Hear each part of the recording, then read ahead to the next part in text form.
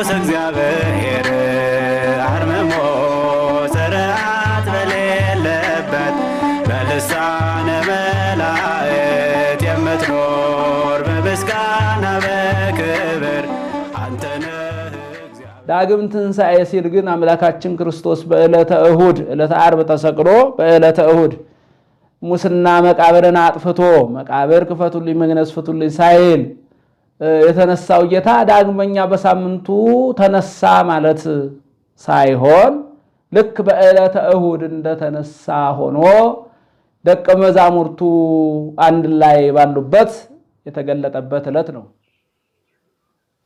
በስመ አብ ወወልድ ወመንፈስ ቅዱስ አሐዱ አምላክ ዘላለም ሥላሴ ክርስቶስ ተንሳ እሙታን በአብይ ኃይል ወስልጣን አሰሮ ለሰይጣን አጋዞ ለአዳም ሰላም እምይእዜሰ ኮነ ፍስሐ ወሰላም። ይትፌሳህ ሰማይ ወትትሐሰይ ምድር፣ ሰማይ ይደሰታል ምድርም ሐሴት ታደርጋለች። የትንሣኤና የዳግም ትንሣኤ መዝሙር። የዳግም ትንሣኤ ሥርዓት አምልኮ ከትንሣኤ ጋር ተመሳሳይ ስለሆነ የትንሣኤን ቪዲዮ እየገባን መመልከት እንችላለን፣ ወይም የትንሣኤ ዕለት የተሰራውን ቪዲዮ የዚህን ዕለት አገልግሎት መመልከት ይቻላል። ምስባክ ወተንሳ እግዚአብሔር ከመዘንቃ ህምነዋም ወይም ግጻዌ ላይ ይትነሳ እግዚአብሔር ወይዘረው ጸሩ ወይጉየዩ ጸላእቱ እምቅድመ ገጹ ከመይሃልቅ ጢስ ከማሁ ይሃልቁ። ይትነሳ እግዚአብሔር በእንተ ዝናፈቅረኪ በእንተ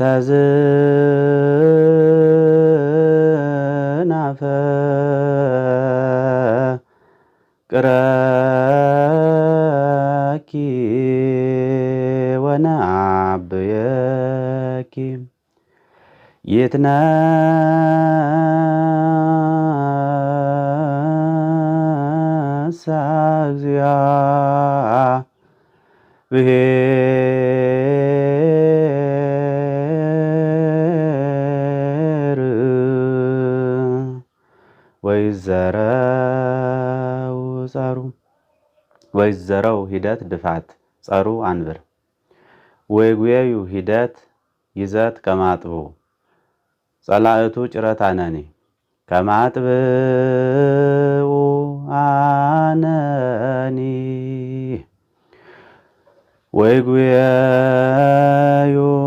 ጸላእቱ እምቅድመ ገጹ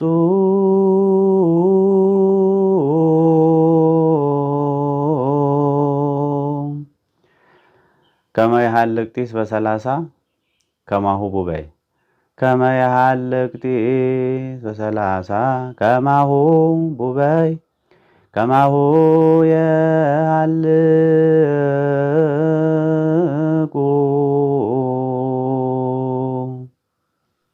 ይትነሳ ሂደት ርክርክ ወሰጠጠ እግዚአብሔር አጥመቀ ወሰጠጠ ይትነሳ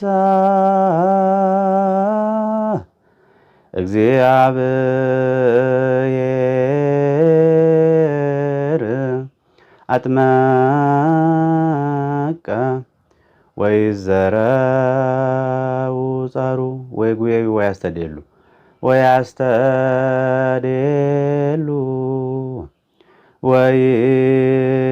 ወይጉየዩ ጸላእቱ በሰላሳ እምቅድመ ገጹ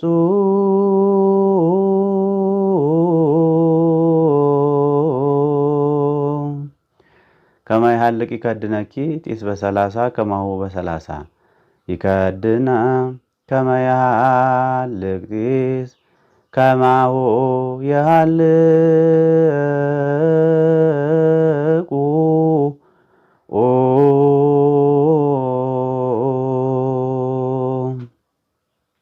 ይትነሳ ፈጠረ እግዚአብሔር ወሰጠጠ ወይዘረው አጥመቀ ፈጠረ ወሰጠጠ ይትነሣ እግዚአብሔር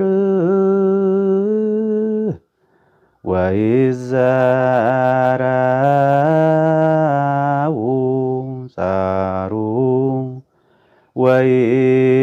ወይጉየዩ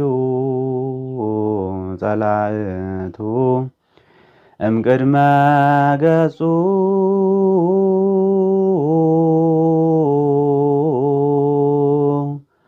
ከመ ያህልቅ ጢስ ከማሁ የሃልቁ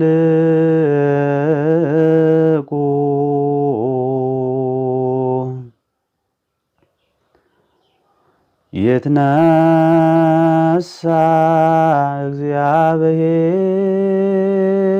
እግዚአብሔር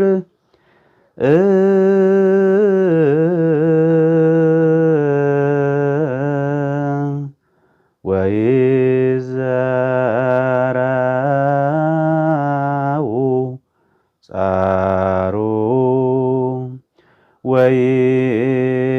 ወይጉየዩ ጸላእቱ እምቅድመ ገጹ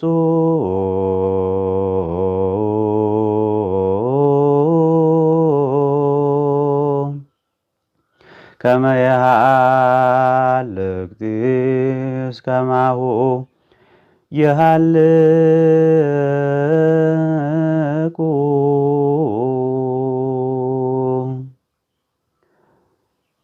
በዕለቱ በቅዳሴ መካከል የሚነበብ ቅዱስ ወንጌል የዮሐንስ ወንጌል ምዕራፍ 20 ቁጥር 19 እስከ ፍጻሜ። የዕለቱ ቅዳሴ ቅዳሴ ዲዮስቆሮስ። እምድኅረ ቁርባን ወይም ከቁርባን በኋላ የሚሰበክ ምስባክ ምስራቀ ፀሐይ እስከ ነዓረብ ይትአኰስ ስሙ ለእግዚአብሔር ልዑል እግዚአብሔር መልዕልተ ኩሉ አሕዛብ። ምስራቀ ፀሐይ መጽሐፈ ዳሆሙ አጥመቀ ምስራቀ ፀሐይ እስከ ነዓረብ ይትአኰት ሂደት በእንቆ ሰንፔር ስሙ አነኒ ይትአኰስ ስሙ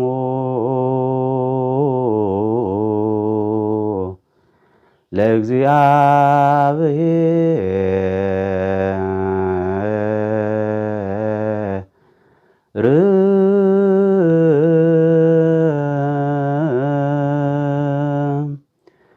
ልዑል ሂደት እግዚአብሔር ሂደት መልዕልተ ኩሉ በ30 ልዑል እግዚአብሔር መልዕልተ ኩሉ አሕዛብ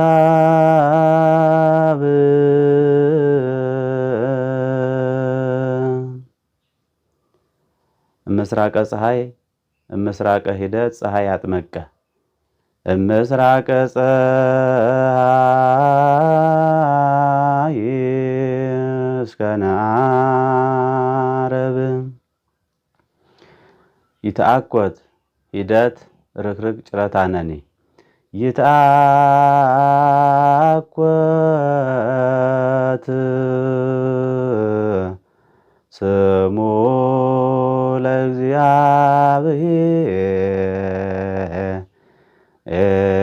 ለእግዚአብሔር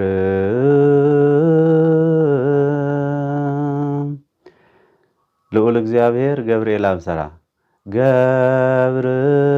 ገብርኤል አብሰራ ልዑል እግዚአብሔር መልዕልተ ኩሉ ቡበይ መልዕልተ ኩሉ አሕዛብ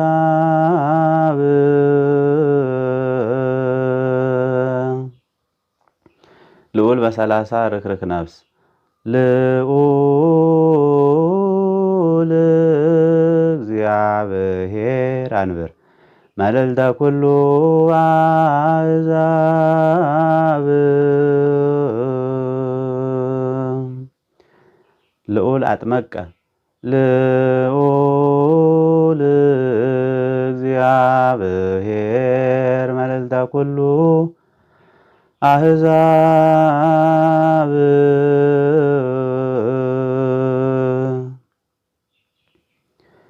ምስራቀ ፀሐይ እስከ ነዓርብ ይትአኰት ስሙ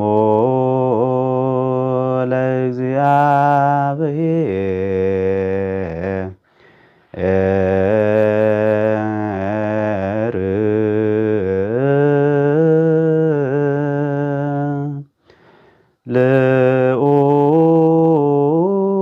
ልዑል እግዚአብሔር መልዕልተ ኩሉ አሕዛብ።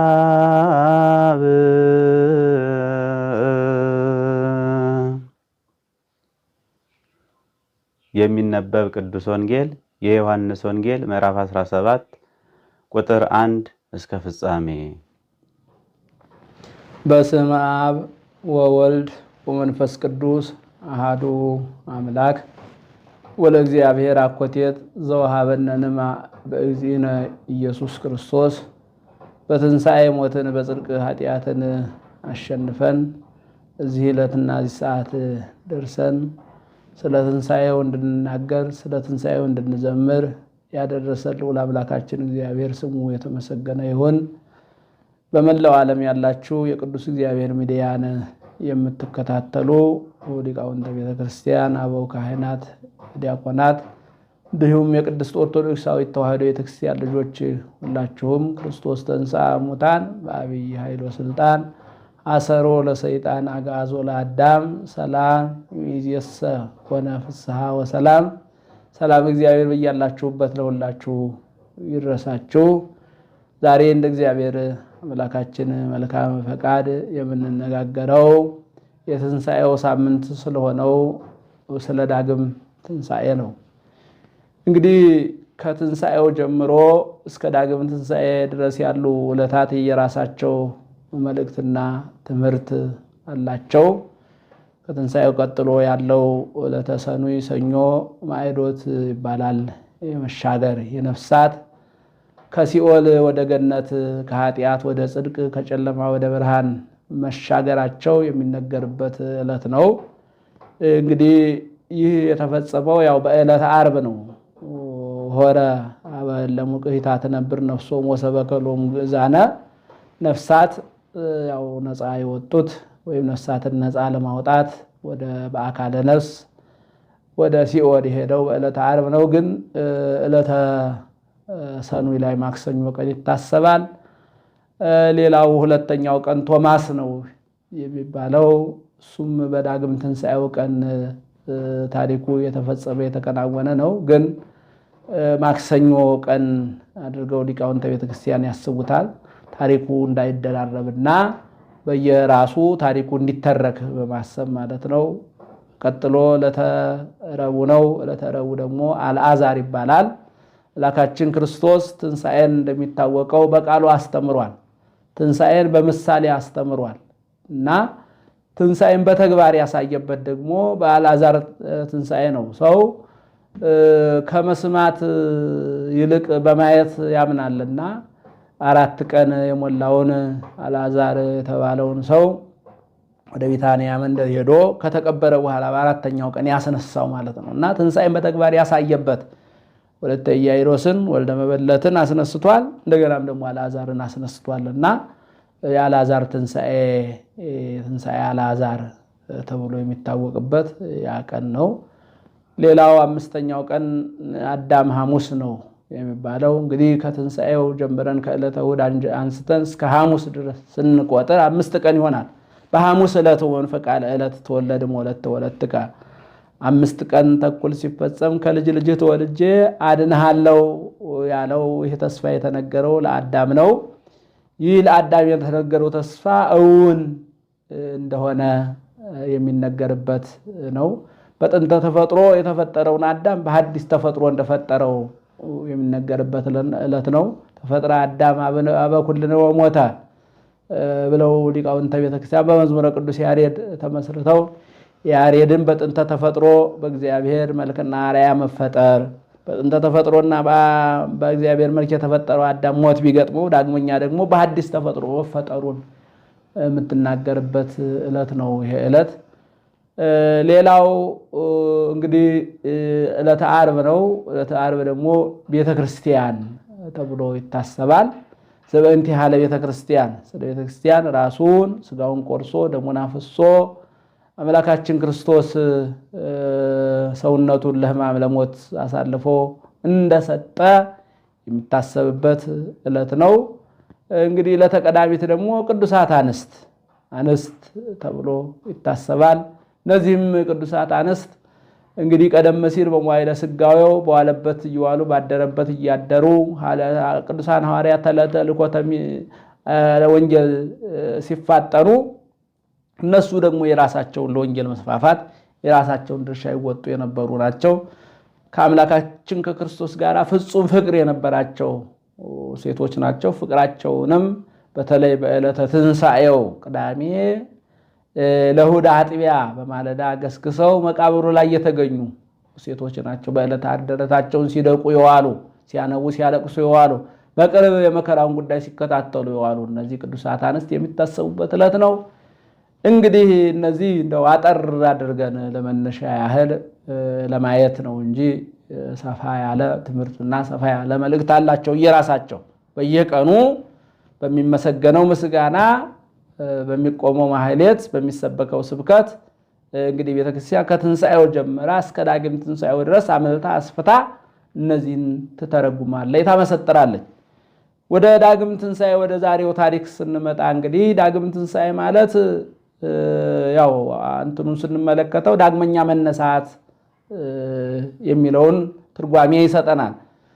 ዳግም ትንሣኤ ሲል ግን አምላካችን ክርስቶስ በዕለተ እሁድ ዕለተ ዓርብ ተሰቅሎ በዕለተ እሁድ ሙስና መቃብርን አጥፍቶ መቃብር ክፈቱልኝ መግነዝ ፍቱልኝ ሳይል የተነሳው ጌታ ዳግመኛ በሳምንቱ ተነሳ ማለት ሳይሆን ልክ በዕለተ እሁድ እንደተነሳ ሆኖ ደቀ መዛሙርቱ አንድ ላይ ባሉበት የተገለጠበት ዕለት ነው።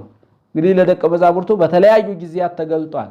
የተነሳለት በዕለተ እሁድ አንድ ላይ ሳሉ በዝግ ቤት ሳሉ ሰላም ለእናንተ ይሁን ብሎ እንደተነሳ እንደተገለጠላቸው የቅዱስ ዮሐንስ ወንጌል ምዕራፍ 20 ከቁጥር 19 ጀምረን ስናነብ እናገኘዋለን። በዚያን ሰዓት እንግዲህ እሱ አምላካችን ክርስቶስ ተነስቶ ሰላም ለእናንተ ይሁን ሲል በውስጣቸው ያለውን ፍርሃትና ድንጋጤ ሲያስወግድላቸው እንደገናም ደግሞ እነሆ የተቸነከሩ እጆቹን የተወጋ ጎኑን ሲያሳያቸው ርእዩ ደዌ ወገርየ እጄን እግሬን ተመልከቱ አይዟችሁ አትፍሩ እኔ ነኝ ብሎ ራሱን ሲገልጥላቸው በዚያን ሰዓት ከ11 ደቀ መዛሙርት እንግዲህ 12ኛው ይሁዳ ነው። እሱ ከዚህ ተለይቷል። እሱ በዕለተ ሐሙስ ሌሊት ከአይሁድ ጋር በማበርና በመተባበር ሚናውን ለይቷል። እዚህ ላይ የለም እና ማትያስ እስከተተካበት ጊዜ ድረስ ከዕለተ ዓርብ ጀምሮ ከዕለተ ሐሙስ ጀምሮ የሐዋርያት ቁጥራቸው 11 ነው። ይሁዳ ስለወጣ ማለት ነው። ተቆጥሮ ወጥቷል፣ ተለይቷል፣ ገብቶ ወጥቷል። እና በዚህ አማካኝነት እንግዲህ 11 ደቀ መዛሙርት ናቸው። 11 ደቀ መዛሙርት አንድ ላይ እንዛሃለው ነው። አንድ ላይ ሳሉ ሰላም ለእናንተ ይሁን ብሎ የተቸነከሩ እጆቹን እግሮቹን እንዳሳያቸውና አይዟችሁ አትፍሩ ብሎ እንዳረጋጋቸው ፍርሃትን እንዳራቀላቸው ለምን ፍርሃትና ድንጋጤ በልባችሁ ይገባል ካለ በኋላ እኔ አባቴ ውረድ ተወለድ ሙት ተሰቀል ብሎ ለድኅነተ ዓለም እንደላከኝ እኔም እናንተን እልካቸዋለሁ ካለ በኋላ እፍ አለባቸው፣ መንፈስ ቅዱስንም ማሳደረባቸው ነው የሚለው። እንግዲህ ይሄ ሁሉ ሁኔታ ሲከናወን በዕለተ ሐሙስ ኢየሱስ ክርስቶስ ሲያዝ ያው ደቀ መዛሙርቱ ተበታትነው ስለነበረ በተለይም በዚህ በመጀመሪያው በእሁድ ማታ በዕለተ ትንሣኤ በዝግ ቤት ሳሉ ያልነበረው ቶማስ ሊያስሩ አንድ ላይ ሳሉ ማለት ነው 11ኛው ቶማስ ነው። ቶማስ መጀመሪያው ትንሣኤ ላይ አልነበረም። በዚህ አማካኝነት እነሆ 11ዱን አባቴ እንደላከኝ እኔ እልካቸዋለሁ ብሎ እፍ አለባቸው፣ መንፈስ ቅዱስንም አሳደረባቸው ይላል። ይሄ ከተከናወነ በኋላ ቶማስ ዲዲሞስ የሚሉት ቶማስ መጣ። የኢየሱስ ክርስቶስንም የትንሣኤውን ጉዳይ ቅዱሳን ሐዋርያት ነገሩት ነው የሚለው። እሱም እንዲህ አለ፣ እኔ እነሆ የተቸነከሩ እጆቹን የተቸነከሩ እግሮቹን ካላየሁ በዓይኔ ካላየሁ እንዲሁም በተወጋ ጎኑ እጄን አስገብቼ ካልዳሰስኩ ይህን ጉዳይ አላምንም አልቀበልም አለ ይላል። እንግዲህ ከዚህ በኋላ በሳምንቱ 11ዱም ዲዲሞስ የተባለው ቶማስ አብሮ ሳለ መልአካችን ኢየሱስ ክርስቶስ ወምድኅረ ሰሙን መዋዕል ነው የሚለው እንዛለው ይላል። ውስጠ ደጃቸውን ዘግተው ደቀ መዛሙርቱ አንድ ላይ ሳሉ ወቶማስኒ ሃለው ምስሊው ወቶማስኒ ዘይብልዎ ዲዲሞስ ዲዲሞስ የተባለው ቶማስም አብሯቸው ሳለ መልአካችን ኢየሱስ ክርስቶስ መጽአ ጊዜ ኢየሱስ ወቆመ ማእከሎሙ መልአካችን ኢየሱስ ክርስቶስ መጥቶ በመካከላቸው ገብቶ ቆመ ይላል እና ይህንን አስመልክቶ በጊዮርጊስ ሶስቱን ደጃፎች የከፈተ የአብ የባህሪ ልጅ እግዚአብሔር ወልድ ኢየሱስ ክርስቶስን አደንቃለሁ ይላል። ሶስቱ ደጃፎች የተባሉ አንደኛ እንግዲህ በመዋዕለ ጽንሰቱን መዋዕለ ልደቱን ስንመለከት በሕቱም ድንግልና ተጸንሶ በሕቱም ድንግልና ነው የተወለደው። በሕቱም ድንግልና ተጸንሶ በሕቱም ድንግልና መወለዱ ሶስቱ ደጃፍ ከሶስቱ ደጃፎች አንደኛው የተባለው ማኅተመ ድንግልናዋን ሳይፈታ በሕቱም ድንግልና ተጸንሶ በሕቱም ድንግልና መወለዱን የሚያስረዳና የሚያጠይቅ ነው። ሁለተኛው ሕቱም ብሎ የገለጠው መቃብሩን ነው። የሚታወቀው አምላካችን ኢየሱስ ክርስቶስ በተቀበረበት ሰዓት ሊቃነ ካህናት እንዳይነሳ ለማድረግ እንግዲህ ድንጋይ ገጥመውበታል። ከጲላጦስም ጋር በመነጋገር የመቃብሩ ደጃፎች እንዲቆለፉ አድርገዋል። አምላካችን ኢየሱስ ክርስቶስ በዘመነ ትንሣኤው እንደምናቀርበው ሰላምታ እነሆ ክርስቶስ ተንሥአ እሙታን በዐቢይ ኃይል ወሥልጣን አሰሮ ለሰይጣን አግዓዞ ለአዳም ሰላም። ክርስቶስ ተንሥአ እሙታን በዐቢይ ኃይል ወሥልጣን በታላቅ ኃይልና ስልጣን ተነሳ። የተቀበረበትን መቃብር መላእክትን ክፈቱልኝ አላለም። እነ ሚካኤልን ክፈቱልኝ አላለም። እነ ገብርኤልን አንሱልኝ አላለም። በታላቅ ኃይልና ስልጣን መቃብሩ እንደታተመ እንደተዘጋ ተነሳ ነው የሚለው። እንግዲህ ይህንን አስመልክቶ ያው እንደሚታወቀው ቅዱሳን መላእክት ናቸው ያንን የተገጠሙን ድንጋይ ቅዱሳት አነስት ወደዚያ ወደ መቃብሩ ገስግሰው ሲሄዱ ማን ይከፍትልን ይሆን ማን መኖ ያትታለን ለእብን የተገጠመውን መቃብር ማን ይከፍትልናል እያሉ ነበር የሄዱት እና በትንሣኤው ዕለት የተገለጡ ቅዱሳን መላእክት ናቸው ያንን የተገጠመውን ድንጋይ አንስተው አንኮርኮራ ላይ ኢቲብን በመቃብሩ ላይ ተገጥሞ የነበረውን ድንጋይ እግዚአብሔር መልአክ አንከባለለው ነው የሚለው። ስለዚህ በሕቱም መቃብሩ እንደታተመ መነሳቱን ያስረዳል። ሶስተኛው ደጃፍ ተብሎ የተገለጠው ቅዱሳን ሐዋርያት አይሁድን ከመፍራታቸው የተነሳ ግጥም አድርገው የዘጉት በር ነው። የተነሳው ጌታ ሲመጣ በደጃፉ ላይ ቆሞ አላንኳኳም፣ ክፈቱልኝ አላለም። ጴጥሮስ መጥቻለሁ ክፈትልኝ፣ ዮሐንስ ክፈትልኝ አላለም። በመካከላቸው ገብቶ ቆሞ ሰላም ለእናንተ ይሁን አላላቸው ደቀ መዛሙርቱን። እነዚህን ነው እንግዲህ ሶስቱን ደጃፎች የከፈተ እሱን አደንቃለሁ ብሎ የገለጠው በዚህ መልኩ ሶስት ደጃፎች የሚላቸው ነው። ታዲያ እንግዲህ ሁሉ ይህ ሁኔታ ሲከናወን በመጀመሪያው በዕለተ እሑድ ደቀ መዛሙርቱ ተገልጦ ሰላም ለእናንተ ይሁን ያላቸው ጌታ ይህን ባለበት ሰዓት ያልነበረው ቶማስ ዲዲሞስ የተባለው ቶማስ አብሮ ነበር ይላል። ከዚህ በኋላ ቶማስን ቶማስ ና የተቸነከሩ እጆችን የተቸነከሩ እግሮችን ጣትህን አንጣ ወደ ጎኔ አስገባ አለው ነው የሚለው እና ቶማስም እነሆ እጁን ዘረጋ፣ ጎኑን እንዳሰሰ መለኮታዊ የሆነውን ሰውነቱን እነሆ አካሉን ዳሷልና ሰዓት እንደገባ ጅማት እጁ ተኮማተረ ብለው መተርጉማነ ሐዲስ በትርጓሜ መጻሕፍቶቻቸው ላይ ገልጠውታል። እንግዲህ ይህ ዳግም ትንሣኤ ተብሎ የሚገለጠው በዕለተ እሁድ በመጀመሪያው እሁድ የተነሳው ጌታ ዳግመኛ መቃብር ውስጥ ገብቶ ሁለተኛ ተነሳ ማለት ሳይሆን ለደቀ መዛሙርቱ ለሁለተኛ ጊዜ የተቸነከሩ እጆቹ እንደተቸነከሩ እግሮቹ እንደተቸነከሩ እጆቹን የተቸነከሩ እግሮቹን ያሳየበት ቶማስንም ና ጎኔን ዳሰኝ ብሎ ቶማስ እንዲዳስሰው ያደረገበት 11 በአንድ ላይ ሳሉ የተገለጠበት ስለሆነ ዳግም ትንሣኤ ተብሎ ቤተክርስቲያናችን ይከበራል። ይህንን ካደረገ በኋላ ነው እንግዲህ ቶማስ እመን እንጂ አትጠራጠር፣ ያመንክው እንጂ የማታመን አትሁን በማለት ነግሮታል። እሱም ከዚያ በኋላ እግዚኦ አምላኬ ያለ ጌታዬና አምላኬ ብሎ ጌትነቱን አምላክነቱን እነሆ በሚገባ በማየቱ በመዳሰሱ መመስከር ተችሎታል፣ መናገር ተችሎታል። ስላየኸኝ አመንከኝ ሳያዩ የሚያምኑ ብፁዓን ናቸው ብሎ ትምህርት የሰጠበት ነው። ዳግመኛ በሳምንቱ የተገለጠበት ዳግም ትንሣኤ የሚባለው ዕለት ማለት ነው። እንግዲህ የተወደዳችሁ ሊቃውንተ ቤተክርስቲያን፣ ማኅበረ ካህናት፣ መምህራን እንዲሁም ደግሞ ማኅበረ ምእመናን ወምእመናት የቅድስት ኦርቶዶክሳዊት ተዋሕዶ ቤተክርስቲያን ልጆች በዚህ ዕለት የሚደርሰው ስብሐተ እግዚአብሔር በአጠቃላይ ከሌሊቱ ጀምሮ ያለው ስብሐተ እግዚአብሔር አደራረሱ ቃለ እግዚአብሔሩ የበዓለ ትንሣኤው ቀለም ነው። መዝሙሩም ውዳሴ ማርያሙም አርያሙም በአጠቃላይ የሚነበበው ወንጌል የሚደርሰው ስብሐተ እግዚአብሔር በዕለተ ትንሣኤው ሊቃውንተ ቤተ ክርስቲያን መዝሙረ ቅዱስ ያሬድን መሰረት አድርገው እንደሚያደርሱት ያለምንም ለውጥ የሚደረሰው ስብሐተ እግዚአብሔር ያ ነው። ቅዳሴውም እርሱ ነው። መዝሙሩም ይትፌሳህ ነው።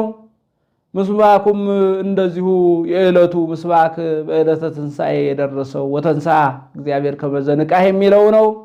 በአጠቃላይ ምንም አይነት የቀለም ለውጥ፣ የስብሐተ እግዚአብሔር ለውጥ፣ የማሕሌት አደራረስ ለውጥ የለም። ምናልባት ቅዳሴው ጠዋት ላይ ነው እንጂ ከዚያ ውጪ የሚደርሰው ስብሐተ እግዚአብሔር በዕለተ ትንሣኤው የደረሰውና የሚደርሰው ስብሐተ እግዚአብሔር ነው።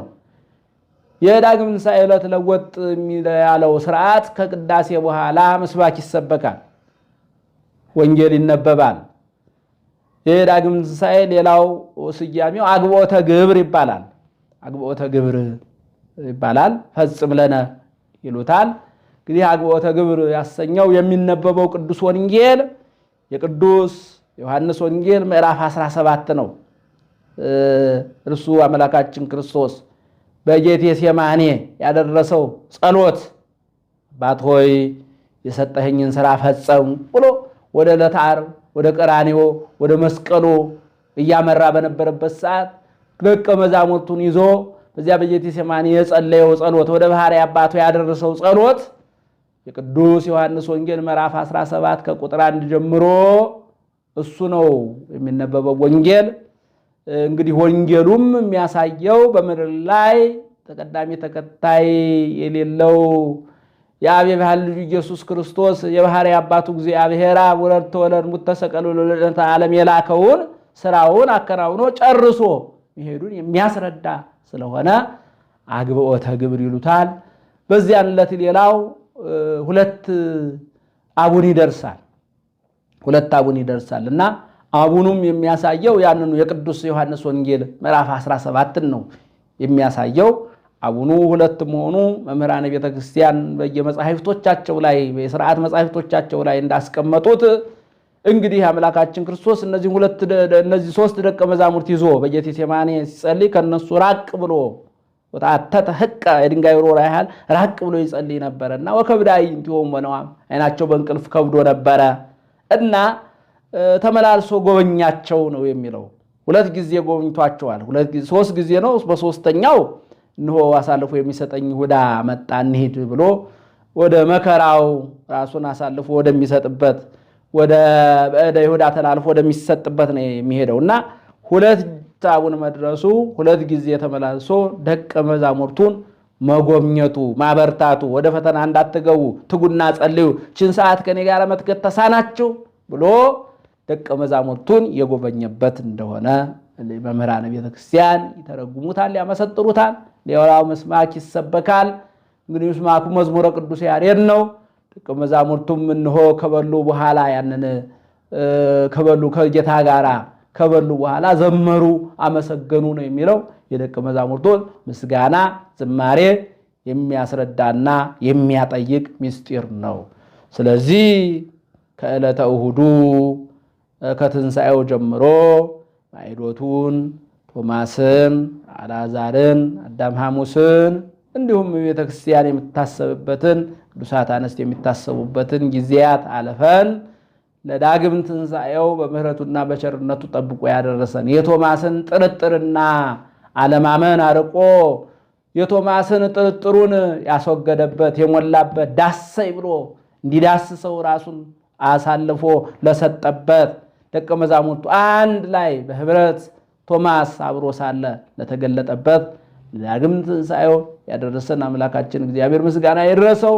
በዚህ መልኩ እንግዲህ እኛም በያለንበት ቅድስት ቤተክርስቲያናችን ይህንን ስርዓት እንድናከናውን እሱ ምህረቱ ቸርነቱን ያብዛልን። ወስብሐት ለእግዚአብሔር አሜን። ይቆየን። ግብረ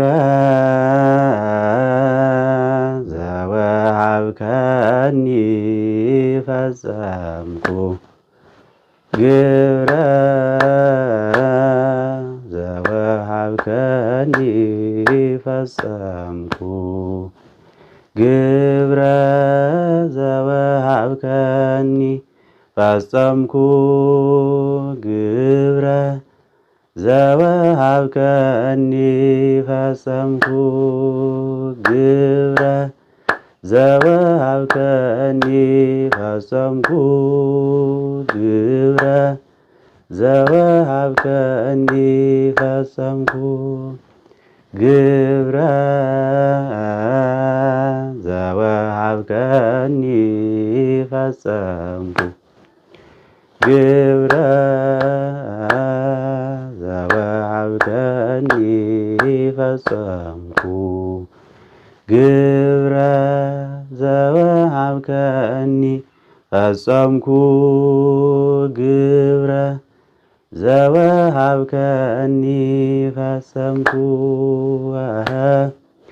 ግብረ ዘወሀብከኒ ፈጸምኩ ግብረ ዘወሀብከኒ ግብረ ዘወሀብከኒ ፈጸምኩ ግብረ ዘወሀብከኒ ፈጸምኩ ግብረ ዘወሀብከኒ ፈጸምኩ ግብረ ዘወሀብከኒ ግብረ ዘወሀብከኒ ፈጸምኩ ግብረ ዘወሀብከኒ አርምሞ ስርዓት በሌለበት በልሳነ መላእክት